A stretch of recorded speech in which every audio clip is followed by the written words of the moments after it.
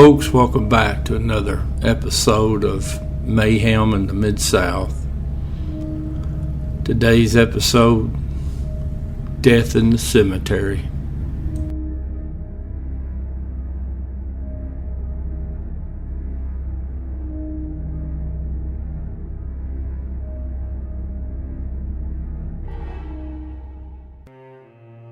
Alright folks, our episode today, we're going to be talking about a unsolved case out of Memphis, Tennessee. The fellow was a serial killer. Now when I was going through resource material, they mentioned two other serial killers that had struck in Memphis. But now there was another one that none of the resource material mentioned. A fella, he struck up in the Frazier area of Memphis back in the 70s. They caught that fella. Now this one here, this fella, a very violent individual. Now, for whatever reason, he had a thing about dropping the victims' bodies off or committing the execution at the Mount Carmel Cemetery. Now that cemetery's down there in South Memphis, right there at Elvis Presley Boulevard and Elliston Road. Now that cemetery's been there since 1847, and it's in pretty bad shape. Maybe that's why he picked that in particular. Now there are 3 known victims of this serial killer that died. His 4th victim, she lived, and that's where they've got that mugshot that was put together. Now this is all going to start January of 2011. All the victims were known prostitutes. Now that particular night, got a person sees a body laying out in front of a duplex in the 1300 block of Hemlock. Now, I know I said the bodies were found at Mount Carmel Cemetery, but maybe more specifically, most of the victims were. Now this 1300 block of Hemlock, it's not but a rock's throw away from Mount Carmel.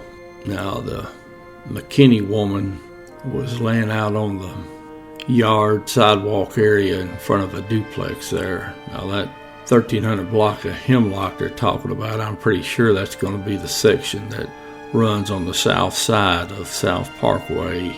Goes down that little section north of South Parkway. There's not a duplex up that way. So now there was a pretty active crack house in that 100 block.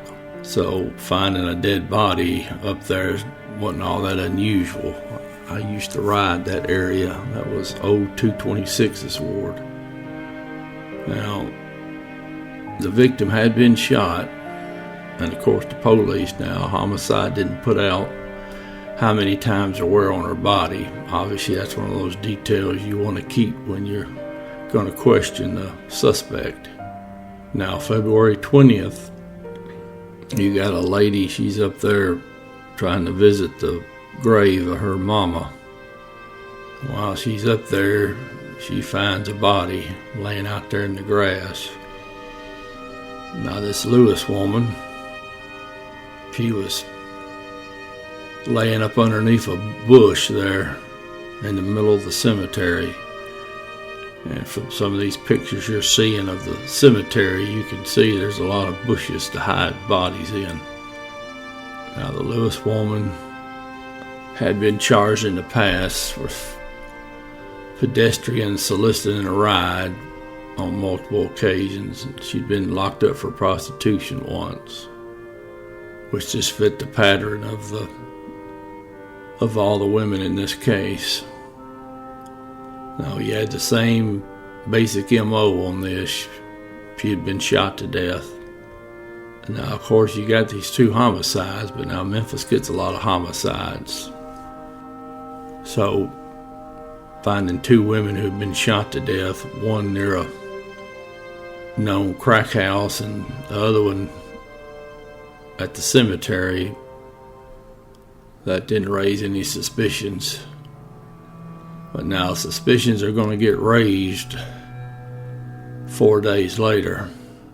Now it's about 5:30 in the morning, and the fella that's supposed to be trying to keep the grass in the cemetery cut down, he's in there doing his work.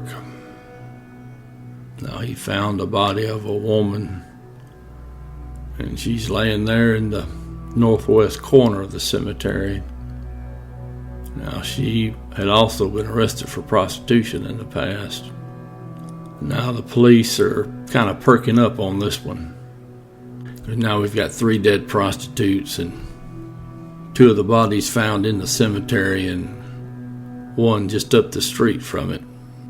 Now, I was running a vice narcotics unit, and I had mentioned something to my higher-ups about letting me send my investigators over there and work that area, since the guys and girls in my unit didn't look like the police and didn't dress like the police and didn't drive cars that looked like the police. I thought maybe put them over there for a while, but it didn't happen. You get a serial killer, and I think you get everybody wanting to be involved. So I don't know what exactly they did do, but I know the police were running some kind of top secret operation over there, I'm sure. Now, 2 days after they found that 3rd body, the one of the Wells woman, victim number 4, or at least the known 4th victim. This guy's almost like he's in a frenzy or something here. He's popping every 2 days, 3 days, 4 days. He's sure in a hurry. Now, the issue with this one is he didn't kill her, but it wasn't from a lack of trying. Now, that's where they got that sketch from, was from this victim here. Now, the Peterson woman, she was on the outside of the car talking through the window to this fella, this suspect. Now, I don't know if she was leaning in the passenger side window or the driver's side. Now, they don't give an exact address for this forced shooting, but I take it that it was down there in the area near the cemetery. Whatever happened, this Peterson woman, she got a bad vibe or something, and the negotiations kind of broke down. So now the suspect pulled out a pistol, and he fires at least 1 shot while he's still in the car, and she gets hit. Now, she was able to move her head just enough that it wasn't a kill shot. So now she took off running down the street. Now, he got out of the car, chased her for a little bit, and was cranking off rounds the whole way. Now, after about 3 or 4 blocks, he done stopped. He went back to his car and he left. Now, she was taken down to the med in extremely critical condition, but she got a little bit better. Now, they put that sketch out. Now, the suspect was supposed to be a young male black in his 20s. All the victims were in their 20s. And this particular night, his hair was in cornrows. Now, she described the car as a dark Dodge Charger, or maybe a Chrysler 300. Now, enough information came out to the public that at least 2 of the victims had died from the same gun, since the bullets matched up, which I find rather distressing that bit of information got out to the public, because if I'd still been in homicide, I wouldn't tell you anything about the bullets. Now, according to the resource material, DNA recovered from the 3 scenes of the murdered women all matched, or showed to be from the same individual. Now, of course, on the one hand, you can say, well, they were prostitutes. Now, I look at that and I say, that's an awful big coincidence. All I know is if that DNA, we could get a match to a person, I'd feel pretty good about. I've got my suspect. Now, of course, they ran it through the CODIS system, and there was no match on that DNA.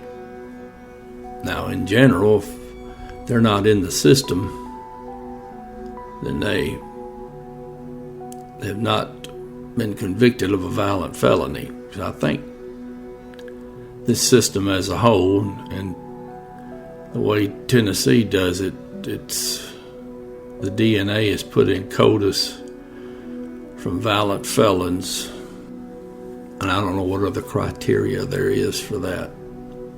But now that's rather distressing. That means this fella hadn't committed a major crime, or at least been caught at a major crime. Now, after this shooting here, there wasn't any more, or at least nothing tied into this suspect. So I don't know if he moved on or if he just changed his pattern, because again, Memphis gets a lot of killings. So you could sure change your MO and do some more killings and police would never suspect. So despite the fact they've got bullets that match, DNA that matches, and a composite drawn, and some other goodies, this fella is evidently unreachable. But you keep thinking now, one of these days, this fella, if he gets popped for the right crime, his DNA is going to be put into the system and they're going to get a hit. And then they'll have their killer. Now, unfortunately, that fourth victim, surviving victim, her and the police no longer play nice together, so she's kind of out of the picture in terms of cooperating, and she's back out on the street working.